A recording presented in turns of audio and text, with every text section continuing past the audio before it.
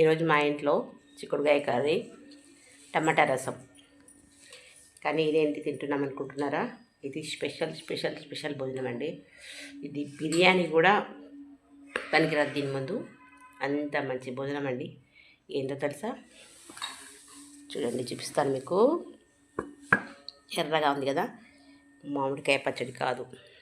మీకు నోరు బాగాలేనప్పుడు, చప్పగా ఉన్నప్పుడు, ఏదో తినాలనిపించినప్పుడు ఏం చేస్తారు తెలుసా? వేడి వేడి అన్నంలో కారం పొడి, కొద్దిగా ఉప్పు, కొంచెం అల్లం వెల్లుల్లి పేస్ట్ వేసుకొని తినండి. సూపర్ ఉంటుందండి. అస్సలు బిర్యానీ కన్నా దీనికి మీరు ఫస్ట్ ఓటేస్తారు. కాబట్టి తిని చూడండి, తెలుస్తుంది.